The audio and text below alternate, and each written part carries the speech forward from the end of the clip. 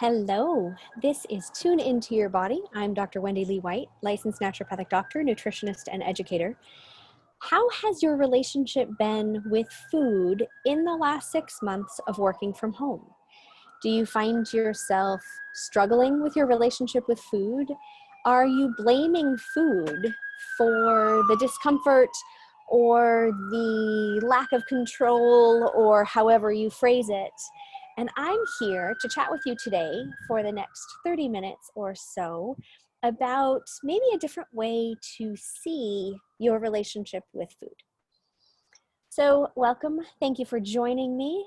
Today I am coming to you from Washington State. I am on vacation this week, and I want to really address this topic because it's coming up within my patients. It's coming up on social media everywhere. The quarantine 15, that's a terrible phrase, absolutely horrific. If some of us gain weight as we are dealing with a global pandemic, is that really the worst that could happen? Absolutely not.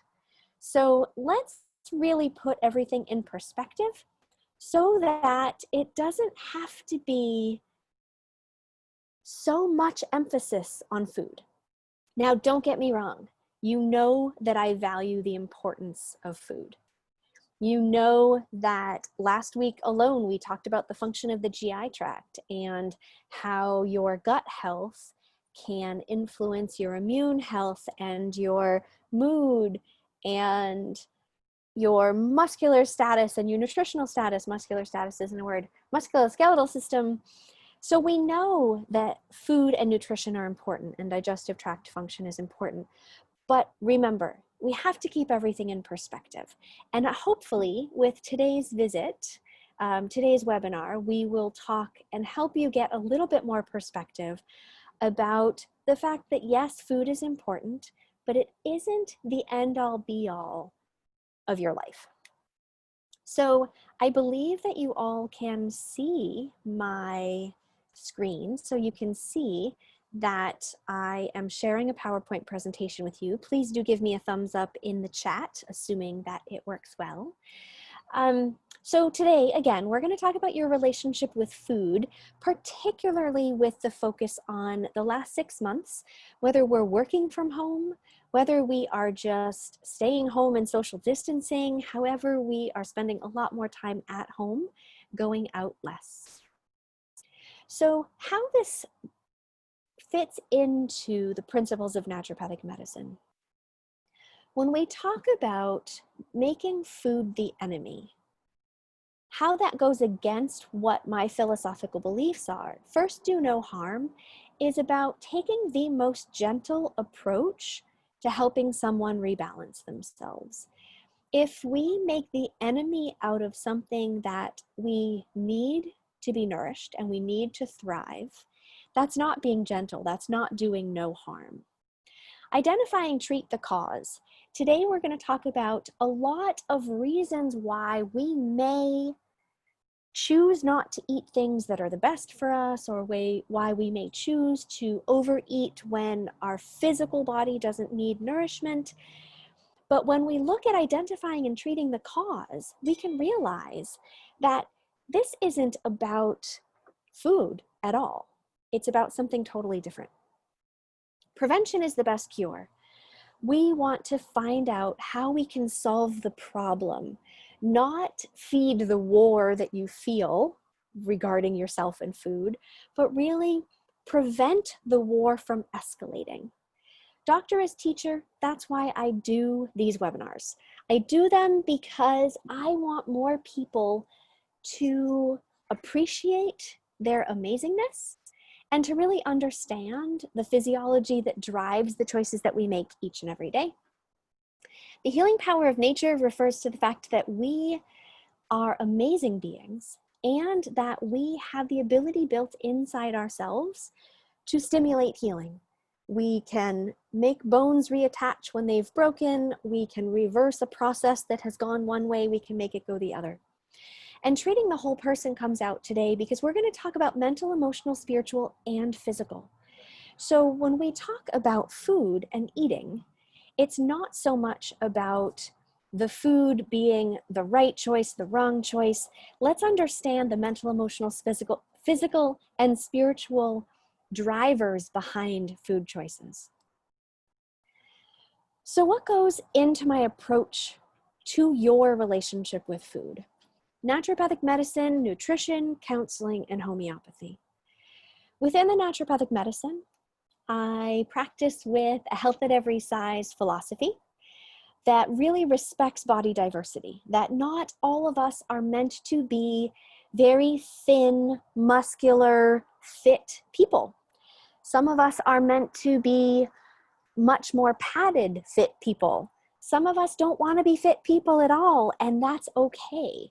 So Health at Every Size really explores the idea that we can take the focus off of weight. We can take the emphasis, the drive, the judgment away from weight and really look at all other aspects of our lives that contribute to our health. I am an eating disorder informed practitioner. What that means is I'm less likely to prescribe very restrictive, tight ruled therapeutic diets. I'm much more likely to provide guidelines and to discuss the mental, emotional, and spiritual aspects that we'll talk about today, as opposed to just the physical. I also refer out to therapists, counselors, acupuncturists, body workers, Reiki, and energy workers, because I believe that we are spiritual, emotional beings in physical bodies, and sometimes we need more support, and I'm happy when my patients seek referrals. So within the nutrition section, we talked about the health at every size, body diversity. I also have a non-diet approach, which means I'm not going to give someone calories to count or grams of protein or grams of carbs to count. I'm going to give them very general guidelines, and then they're going to rely on the information that their body gives them in order to then optimize or tweak their dietary guidelines. I do start with a blood type philosophy. I believe that there's a correlation between a person's blood type and foods that tend to work best for them. Now, you'll hear me say these tend to work best, or guidelines, or a starting spot. That's the important part. I can use my education, my 12 years of experience to set up a starting spot.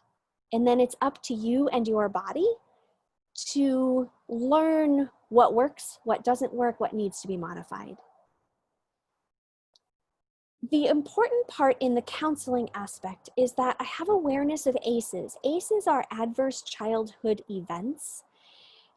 There's a webinar that was done sometime in July, I believe, where I talked a lot about ACEs, adverse childhood events, and how the more traumatic or disordered our family of origin was, or our childhood was before the age of 17, the higher our risk of certain chronic diseases as we get older. And so when I'm working with someone regarding their story of origin, it's important for me to understand, where is their nervous system set up? Where was their nervous system programmed to be in those first 17 years? And how can we respect that and honor that and get their nervous system the support that it needs in order to balance itself? Now, what that might look like, honoring today's topic, and for those of you who just joined us, let's talk about today's topic. Today's topic is your relationship with food, especially with a focus on working from home, spending more time at home, social distancing alone at home, with the stress of a global pandemic and the stress of political turmoil and social injustice. All of that stress is real, and it contributes to our relationship with food. I am Dr. Wendy Lee White. This is Tune Into Your Body, my free weekly webinar that is about exploring the 5 essentials for health: nourish, move, choose, connect, and balance. We were just regarding this slide with what goes into my approach with to your relationship with food. And naturopathic medicine, nutrition, homeopathy, and counseling. And counseling is where we talk about that fifth essential of balance. In what state is your nervous system? How realistic is it that we expect your body to only want food for physical reasons and not emotional or spiritual? How likely is that if your nervous system is in a threat mode and feels the need to take in all sorts of calories as quickly as possible because it's in threat and it doesn't know when the food might stop?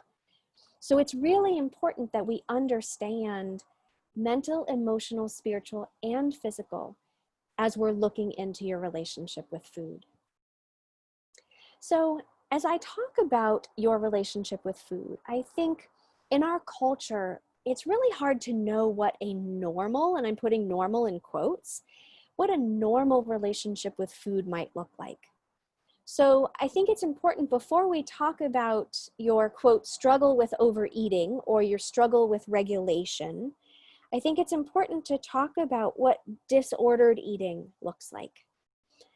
And disordered simply means a variation from normal eating. And what I would consider normal eating would be, oh, this would be a perfect, I know what slide should have gone right here. What I think of when I think of normal eating, I define as really relying on a lot of your internal cues, your hunger and your satiety as to when to eat, what to eat, how much to eat, with whom to eat, where to eat, relying on all of your internal cues and being able to trust that your body can guide you well. So that would be normal eating. Disordered eating is lots of never and always food rules. Lots of I never eat conventionally grown strawberries, they're pesticide sponges.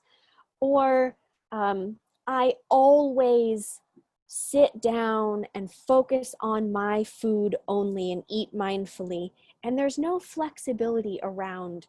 Now, I'm not saying sit down and eating mindfully is a bad thing, but when someone does it rigidly, then it becomes an issue. It becomes a nervous system imbalance issue. So for those of you who haven't heard me talk about relationships with food before, Google the term orthorexia. That refers to when the idea of healthy eating gets taken too far and it gets taken very rigidly, judgmentally, judgmentally, I said that one. And so Google orthorexia, and one of these days I'll actually do a webinar on it as well. But really, when you have lots of rules and you're inflexible about varying from it, and you're very judgmental towards people who have different rules or guidelines than you do, then we run into that really disordered pattern. Judgment towards your friends and family regarding the choices, going for perfection rather than nourishment. So there are a lot of people who believe and comment that food should just be physical. I strongly disagree. We are not machines that simply need calories and micronutrients and macronutrients in order to keep us running efficiently like these robots. I strongly disagree. I believe that there is no way you can separate food from emotional and spiritual nourishment. So I like the idea that we view it as nourishment on whatever level is needed, mental, emotional, spiritual, or physical. You look at breastfeeding babies. They eat for nourishment. They eat when they're scared. They eat when they're thirsty. It's important to acknowledge that that relationship with food, that emotional, secure relationship with food is started from the moment we begin to suckle. So I encourage that nourishment. The disordered eating is more the perfection rather than the nourishment. So disordered eating also is that reliance on external cues rather than internal cues. And so external cues being portions, calories, timing, other people's rules, as opposed to hunger, satiety, sensations, responses, all of those internal cues. Are you feeling a struggle with overeating?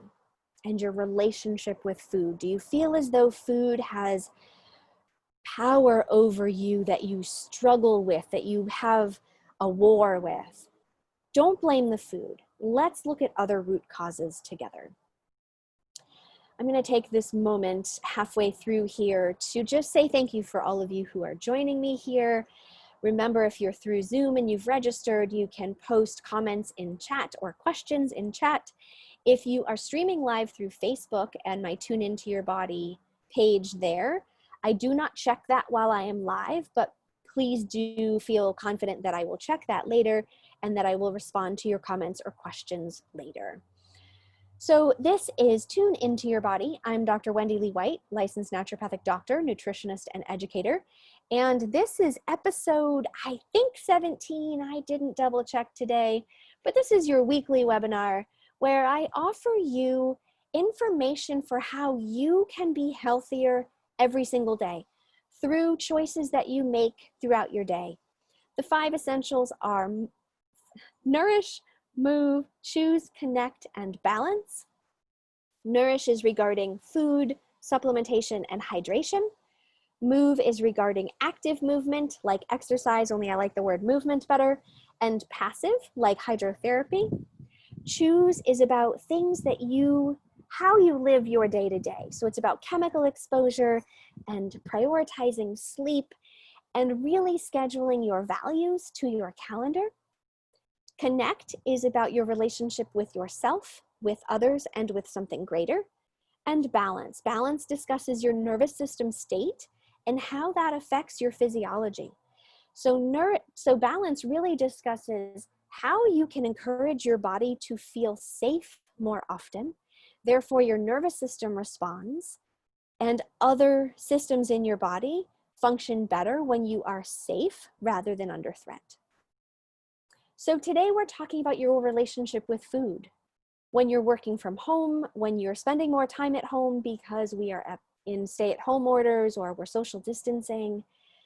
And really after 6 months, if you're going to have disordered eating patterns with food, they're probably really rearing their head right now. And you're probably really feeling the tension, the judgment, the guilt, the out of controlness that's really uncomfortable. And I'm here to say, if that's where you're feeling right now, don't blame the food.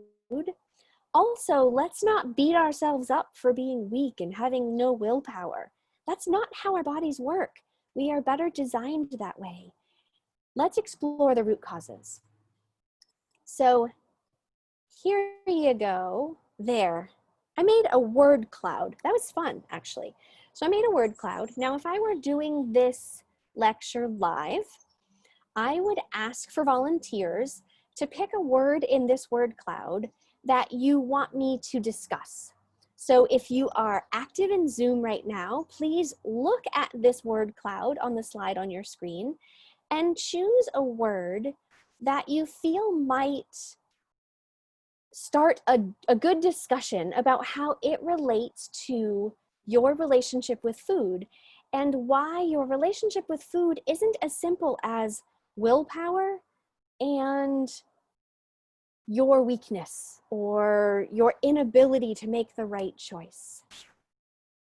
So let's choose neophobia. Thank you for my chat group. So let's talk about neophobia. Neophobia is the idea that we should fear something new. And where this relates developmentally is when we're a toddler. Now, when we're an infant, we really don't have fear of new things because we are totally dependent on the breastfeeder, and we don't have to protect ourselves from what we take in by mouth. So we don't have that. As we begin to toddle around, neophobia develops. It develops because it's a defense mechanism. So when now this developmentally, we should then grow out of it. So it's very safe. It serves an absolute purpose when we're a toddler. It's really productive to be afraid of new things taking in by mouth when we're a toddler, because we want children not to eat things that might be harmful to them. We should grow out of it. Now, sometimes there's some developmental delays and people have a hard time growing out of it. We know through research that the more a safe family system, whether it's a family or, you know, your family of origin or family by choice, but if we're in a safe family system, we know that this neophobia is less likely to be an issue if others around us are eating it safely, enjoying it.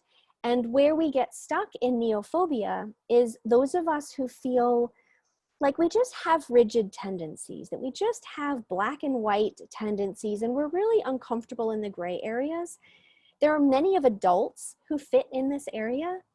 And for those of us who do have difficulty in gray areas, neophobia, which again is usually described in toddlerhood, really can exist in our adult life. And if we're not comfortable with something, if something is unfamiliar, we really could have a hesitancy to jump in, which then makes our diet even more limited, and then is really just a self-fulfilling prophecy of the more limited our diet becomes, the less likely we are to branch out, and then the more limited our diet comes. And when we get to the point where we're setting those heavy emotional restrictions on ourselves, it can be really difficult to vary from that. And when we are feeling rigid, we might feel as though we're lacking something. We're lacking variety of nutrition, we're lacking a macronutrient. And if we're limiting at our diet and not getting what we need, most likely we're going to be finding ourselves in this state of constant crave because we're lacking something that our body doesn't know about because it hasn't been allowed to experience it, but we know we're missing something. That sense that we're missing something can absolutely drive someone to continue eating, even though they physically feel full, but they know that emotionally, spiritually, or nutritionally, they're just lacking something. The next topic that has been requested is the idea of linking bacteria and microbiome. So when we talk about the idea that we have control over what we eat because, you know, we're humans and we should be all powerful, that's really not the case. The connection between the digestive tract and the bacteria that live there and our immune system and the brain is all connected. So we know that people who struggle with the diagnosis of anorexia nervosa and all the behavior that that entails, we know that they have different microbiome that can be detected, different bacteria that live in their digestive tracts. We also see that the bacteria that live in us vary if we're on the autistic spectrum, if we have Parkinson's disease, if we have certain anxiety or depression. So isn't it interesting that we take all the blame when we're craving a certain food and feeling, quote, out of control, and yet it could simply be the bacteria that live in us that are creating that level of craving. Let's also talk about the idea of sleep and nervous system. So on my word salad here, we've got trauma and sleep and stress and comfort and reward. All of these, meditation, all of these kind of link to that same nervous system state. We know that if you don't get enough sleep any given night, that you are more likely to overeat the next day because some of the hormones that regulate hunger and satiety, leptin and ghrelin, are partly regulated while you're sleeping. So if you're not getting enough sleep, your hunger and satiety hormones are dysregulated, and you could then feel more out of control the next day in your eating patterns. If your nervous system is stressed out from an immune standpoint, if you are running a fever, you're more likely not to have hunger because your body knows it needs all its energy to work on the fever and the immune response. If you're not feeling well without a fever, if you just have a cold or if you have some inflammation, that can make your body want even more nourishment to really make sure that you have enough nutrition in order to fulfill the demands that your body is asking. A lot of people, when they talk about why they feel like they're struggling with hunger and overeating while they're home, is that eating can be a very helpful stress response. When you're eating carbohydrates, if you are a nervous person in general, when you eat those carbohydrates, they really provide building blocks of certain feel-good neurotransmitters that are going to help give you comfort. Between the neurotransmitters, between different receptors in your brain that get triggered from the foods that you eat. And it's normal and healthy for us to want to try to soothe our brains, to soothe our mood, to soothe our emotions or our moods through using the ingredients in food. So what do I recommend then? Do I recommend that someone continue basically self-medicating with food in order to feel better? Sometimes, yes. However, I really like to encourage my patients not to feel as though food is the only way that they can soothe their stress and their immune system. It's important that we look at all aspects of a being, back to the 5 essentials. If you are struggling with your food intake right now and you feel as though you're eating a lot of refined carbohydrates and a lot of sugars and a lot of comfort food, for some of us that's mac and cheese, for others it's a big hamburger, for others it might be cake or brownies, whatever it is for you. If you're struggling with it, let's look at the 5 essentials so that we can help you explore other ways for you to meet your emotional needs in this time of stress without feeling as though food has to be the only answer, either fighting it or giving in. And again, for those of you who are listening and not watching, I'm putting giving in quotes, in air quotes. So let's talk about the nourish idea. The idea that if we really give our body a lot of what it needs, we're less likely to then feel vulnerable and in crisis of quick, I need really quick energy at the end of the day. So we start our day with large breakfast, have a nice big lunch. That will minimize the need for us to feel so hangry and bingy in that late afternoon, evening. And what I mean by large meal, I'm not really talking about volume, but I'm talking about good fats and good proteins and good complex carbohydrates that take our body effort to digest. Those things that are really fulfilling the needs that we have. Hydration is important because we can often mistake hydration or a need for hydration for hunger, thirst. And so anytime you feel as though, I shouldn't be hungry yet, try drinking some water, seeing if maybe you're not skilled at detecting whether you're thirsty or whether you're hungry. Try drinking some fluid, seeing if that fulfills the need that you were perceiving, and then help make that connection of, oh, that's what it feels like to be thirsty. I don't think I was really aware that that was different from what it feels like to be hungry. When we talk about move, we are animals. We are physical creatures. It's much more easy to regulate our food intake when we have been physically active. I don't even mean that that's doing a high intensity interval training workout or if it's lifting weights. I just want you every single day to move, to stretch, to walk, to jog, to hike, to swim, to do Tai Chi, to do yoga. Just move.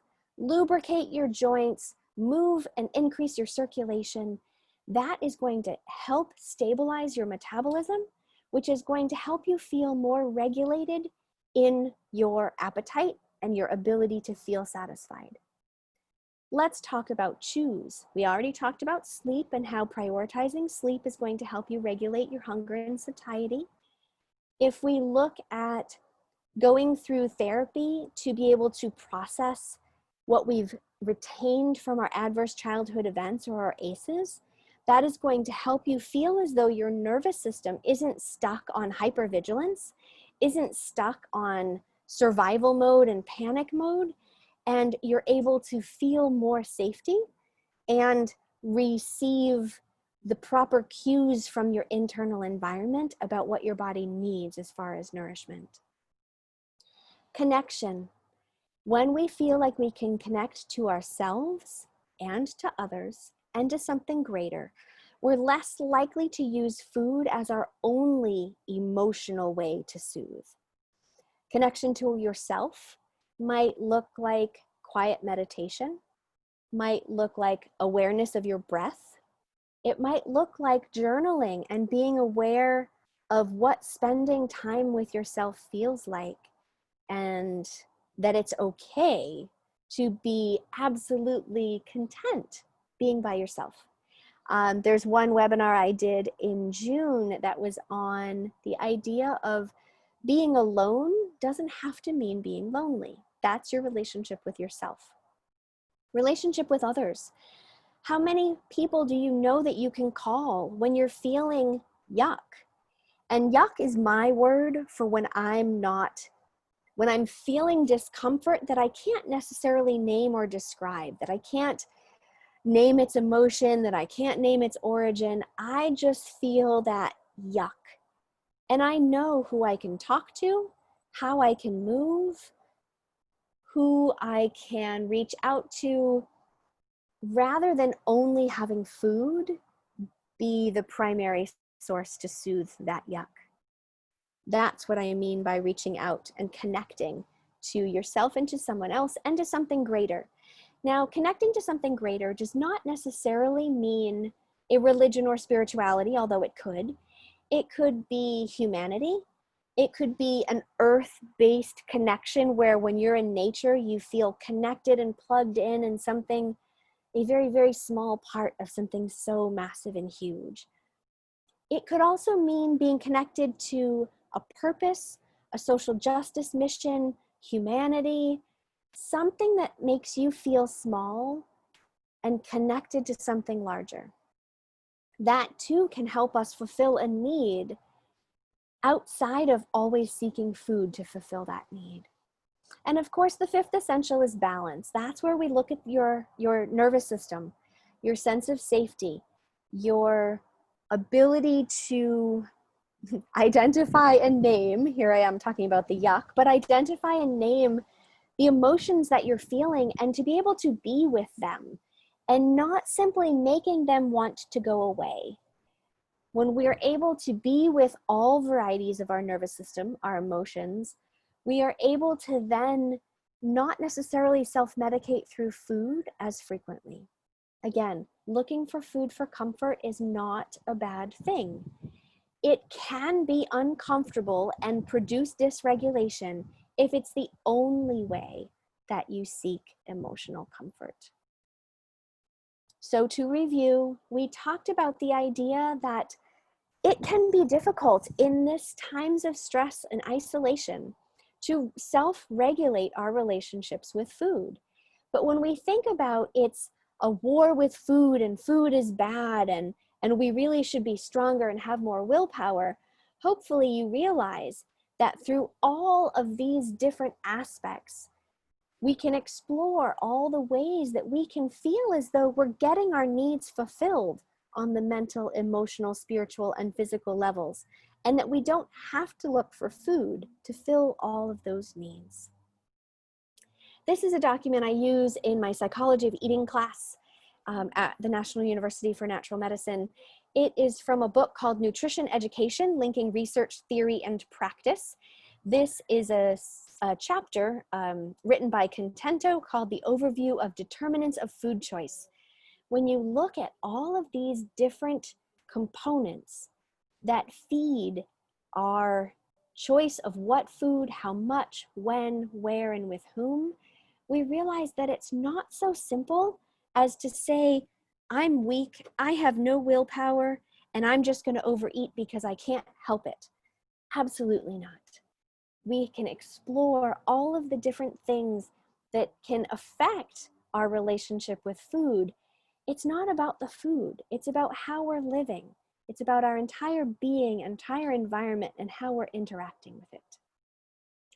On that note, explore your relationship with food, not simply with the food itself, but all other aspects of your being and how it relates to your relationship with food. I am Dr. Wendy Lee White. This has been Tune Into Your Body, my weekly webinar that helps you explore the 5 essentials of being healthier every day. You have choices, you have power. Don't ever give that power up. Stay tuned next week where I have a guest, Gina Daly, who is a certified personal trainer, and we will talk about movement for all bodies. Thanks everyone for tuning in, and I'll see you next week. Take care, everybody.